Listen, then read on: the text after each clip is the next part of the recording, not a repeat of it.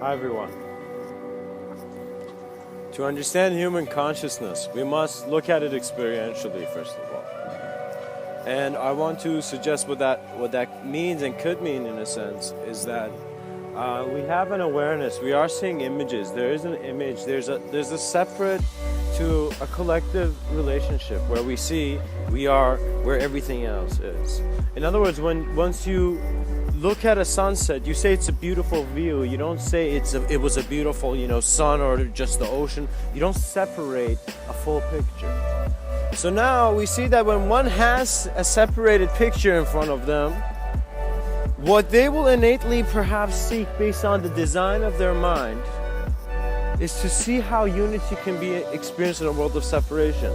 We all have different curiosities. In other words, where we are born, how we were born, and the different makeup of our desires and attention to our purpose suggests that some things our consciousness does not need training for, and some things it does. What that means is there are some moments in life that one finds perfect harmonious flow in action. And whether you want to create a story about it or you want to let it be your greatest step, it's a choice. It's a choice of your interpretation of an unknown quality of your own being, which many people are collectively putting their comments on. When one has access to an unknown quality of their own intelligence, that means you can see something given to you only based on what your design is. So see the uniqueness in your own design and then begin to see it as a greater design as you emerge with everything else. Because we want the mind of man to not just see separation, to then speak about a separated world. Man is a separate entity, but when man becomes aware where man is being understood, he recognizes he's a collective entity. And a collective entity is greater, not greater, but in sense of conception, it is an awareness of both the known and the unknown. You see, you have an awareness of the known things, so you know some things that are going on in your life. But at the same time,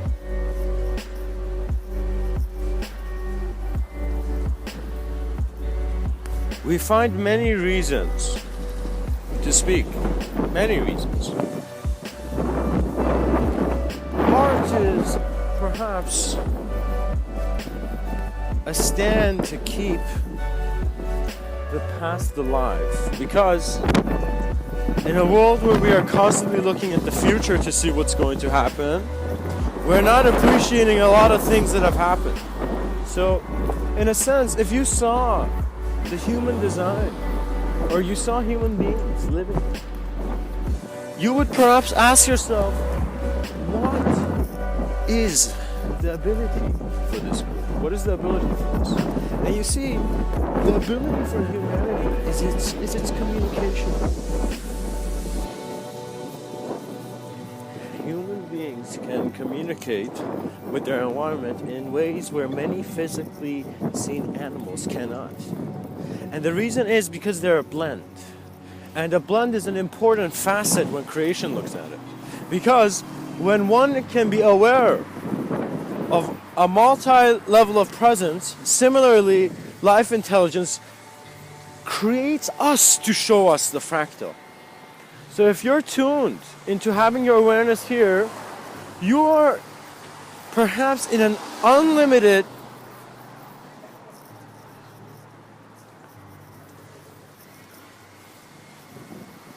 reality of space and time.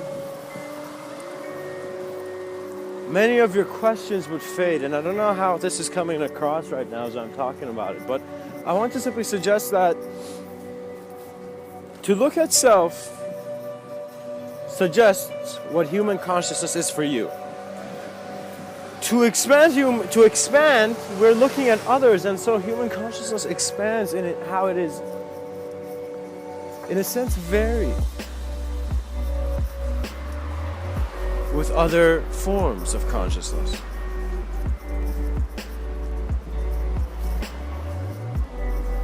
So pretty much, to quickly sum this up, human consciousness is able. We see the ability by perceiving ourselves. When we perceive ourselves, we have our own unique view.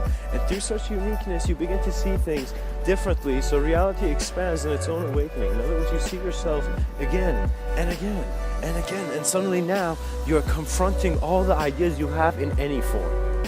That's a very important step for a human being.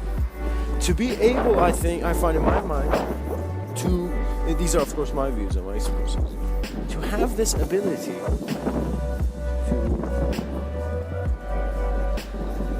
to look at the unknown with its full totality.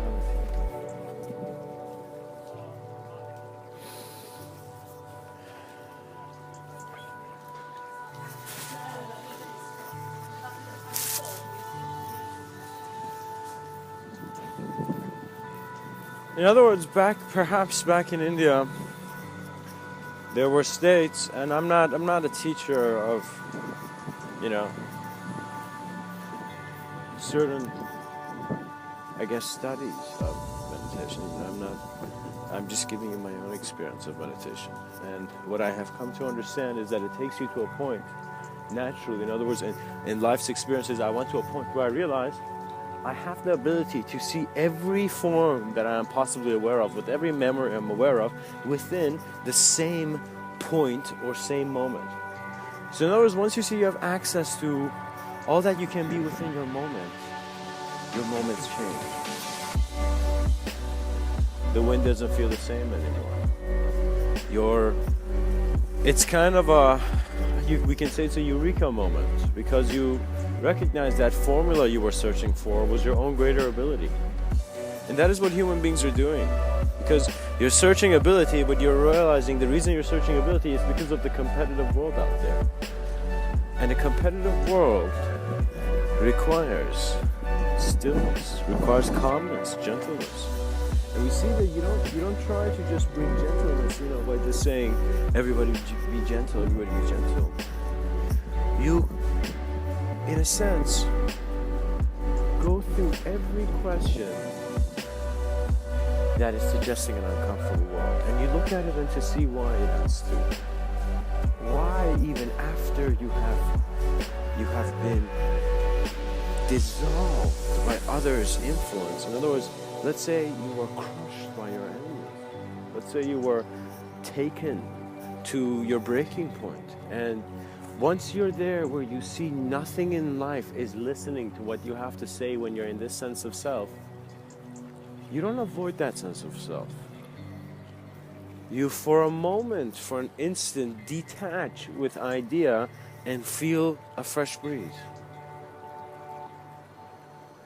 And you recognize the ability of man is in his creation, which comes across as communication, which in a sense is found within either spectrums of separation or not spectrums, but fields of unity. Every person here has their own way of accessing bliss, because there's going to come a moment if you follow meditative practice and you become a gentler person, let's say, and you start paying attention to things. In other words, when you become more sensitive to life, you don't just walk past plants and flowers and people and everything the same way. In other words, once you can see the totality of your plant's knowledge by instantly seeing the plant, in other words, you see that the separation is implying the access to the unified knowledge, you're always connected to the information that is building you into a greater sense of being. And when I say it's building, it's actually not building anything, it's a sense of revelation. So self-reflection turns into self-revelation, and in a self-revelation turns into self-realization, because you're finally realize, you're seeing that, okay, I have breaths to take, but how is it that I am consciously just controlling generally things about my body? All these things are involuntarily being kept. It's as if existence has a backup system that's always helping it. And we realize that backup system is our own ability to recognize our energy in different spaces to be present. So what is hope? Hope is seeing a condition where you don't see yourself present even after that.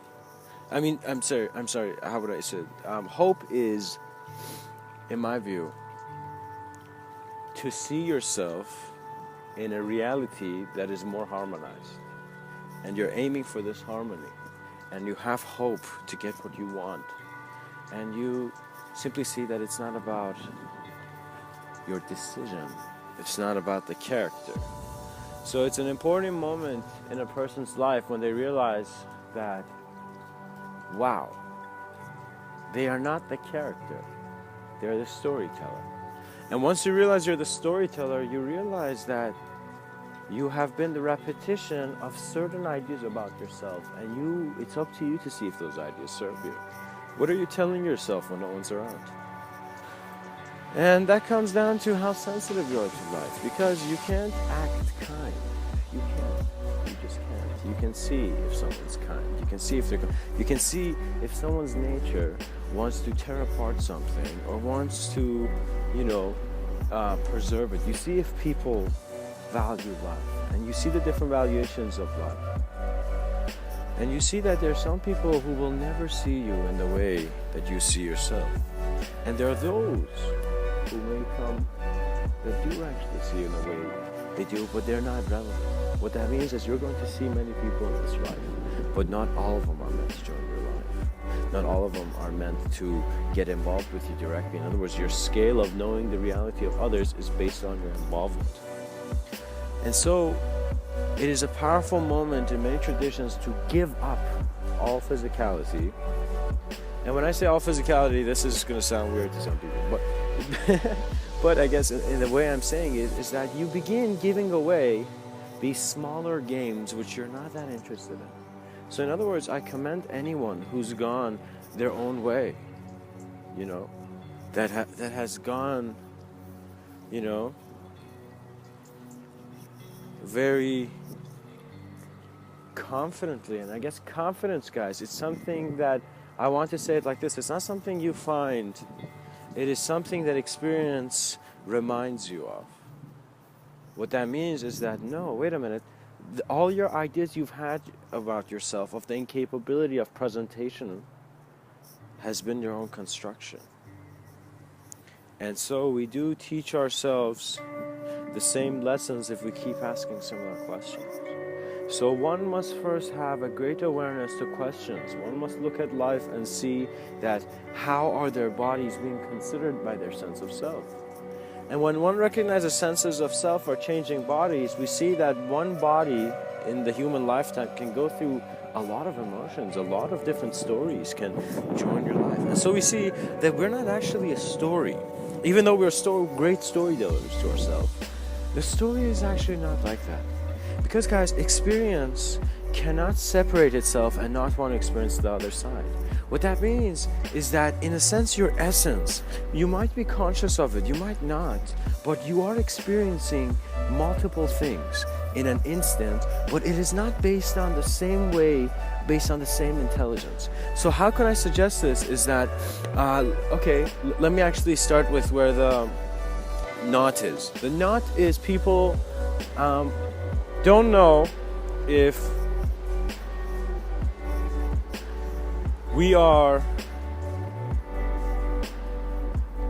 people don't know where we are. People don't know where we are. No. People know where they are immediately are. They don't know where we are. You must see how much throughout your day you have a sense of showing love to humanity. And you see if every TV or if everything is going to these animal instincts, well, animalistic behavior is not gentle. What that means is many people have their... And when I say many people, this includes me. There was a time of my life where I was going after my attachments like there was nothing else. And when I say attachments, I mean in a sense kind of like desires, like things that I wanted, which I thought was what I want, but it was just a nice and juicy image. And you don't like a juicy image, it's just like it's like an ice cream that you don't eat. It just melts away. You're not enjoying it. And it's because we must realize the nature of man is slightly cyclical. So you enjoy things that are done in cycles. But eventually, we also have, it's like a growing, spiraling cycle where you're always growing and you always know more angles to yourself. You want to see more about yourself. But that's the thing, guys, because you see, we all know the human being is the human being is an individual. Do we know what that means? That means the human being is just like that grain of sand on the beach. And so we see that in this life, this grain of sand, we have said to ourselves, this grain of sand can only understand itself. So this grain of sand is actually not a grain of sand. This grain of sand is not part of the beach. This grain of sand is in its own mind of creating its own greater sense of vision. So when we see that, we realize that we are understanding biology, but we're not understanding life. And what that means is that life can always perceive itself. Every moment is being perceived by many things. Trust me, your moments are being perceived by many other moments. And when I say many other moments, you can't conceive it. Because it is my experience that in certain realms of sensitivity in regards to the alteration of one's direct experience, their consciousness, there is then a sense of collapse. I can't even tell you how it is. It's like, in the experiences I've had, there is this chaotic collapse in your sense of self where it's as if not that some idea is not making sense to you right now, you go into a realm of confused nothingness where you're looking at the emptiness of things.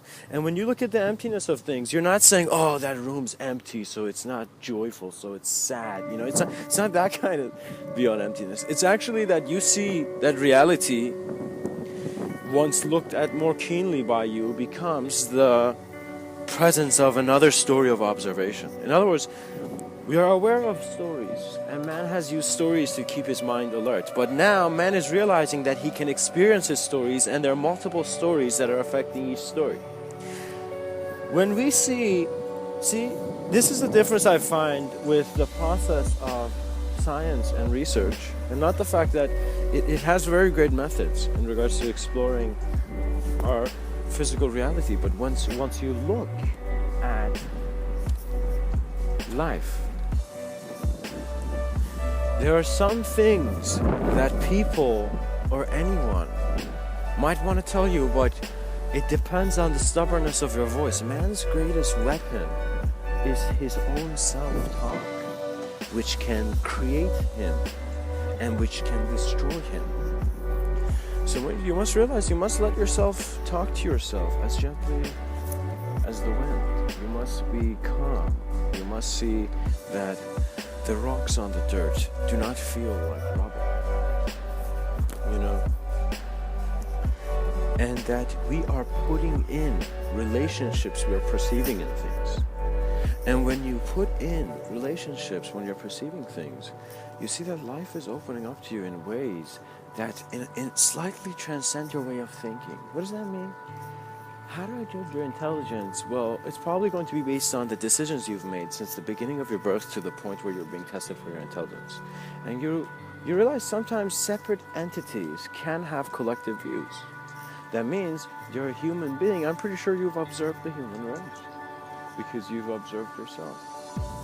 So we realize that every human being is being given instantly feedback on what the human experience is. And so what we are here to do is to improve the human experience. We want as humanity to improve the human experience, and in a sense let this sense of growth become a natural existential revelation through every moment of being. And each moment of being has an infinite potential to be created. Because it's like saying that once you have a pen, you can write as many words. Well, it depends how many pages you can see. It depends how far you can see. So once you have had an understanding of truth, you then begin to find for yourself. And guys, this is very important. Please listen to me. This is not me telling you to go approach a certain methodology. This is me telling you, let yourself be, in a sense, driven without your hand on the steering wheel, but with your trust on in your seat, and move. And keep moving through a sense of silent, infinite progression. Because I have seen eternity and infinities speak in the silence many times. But as soon as a man begins to speak, as soon as a form is shaped, we see that the meaning of life is different, because the nature of consciousness will always be misunderstood by man unless it's acknowledged by something greater than man. We are our own limitations, and when we name ourselves as the limitation, well, holy crap, I guess our names have to change. In other words, if I create a dogma that is telling me that the human experience is limited, we are not working effectively with human potential. In other words, we need both a self-sustaining system. And the self-sustaining system is one where we have certain people of the human experience always bringing new ideas, and we have certain people of the human experience teaching the ideas that are presently here, and we have others in the ideas keeping ideas around. So we realize the ability we have in our age is to work with different levels of understanding into communicating. So your purpose, everyone has a purpose in every age of their life. It's not that your purpose is just one thing you are meant here to do, you know? Every moment of your being is your purpose of life.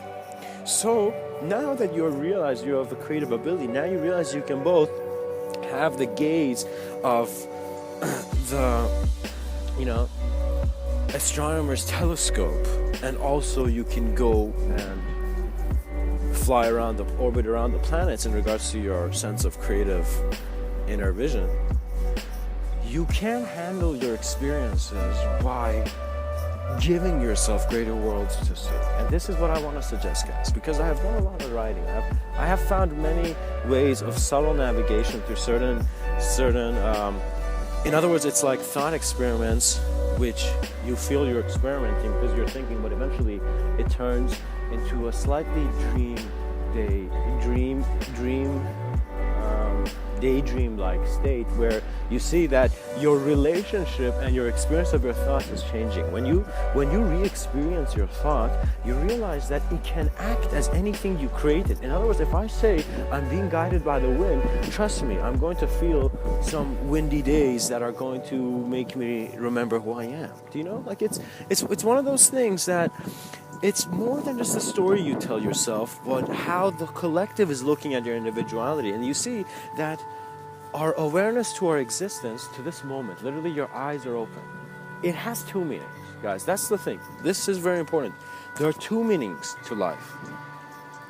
And these meanings are, in a sense, forms that are observed in new ways. And what that means is that one way is that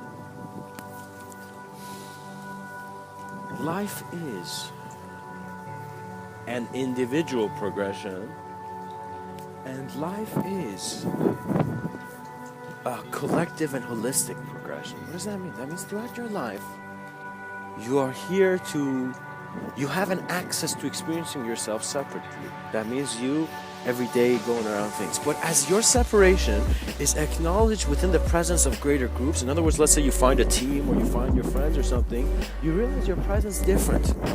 Your presence is different because your ability to communicate is different. Guys, human communication suggests the transcendence of man into its greater consciousness. Your ability, once you become a more clearer communicator, once communication is done through the clarity of your being, naturally, you will begin suddenly, in a sense, it's not luck, but feeling things attracting to you differently when you approach it differently. Guys, the approach is huge. The approach sets your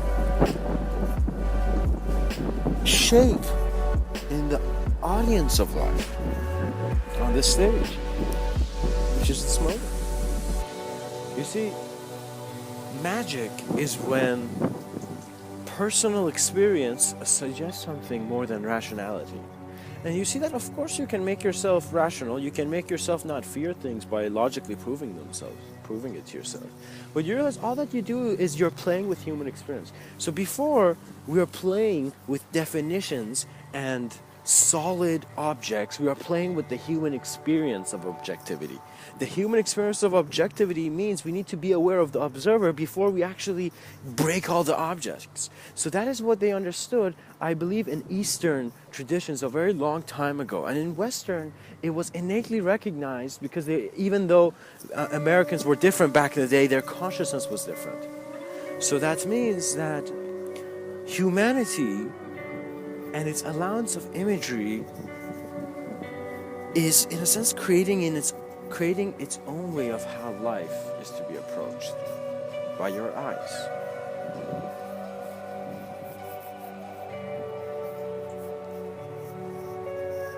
To feel reality. We must let our observance of all that we see be our greatest teacher within the moment.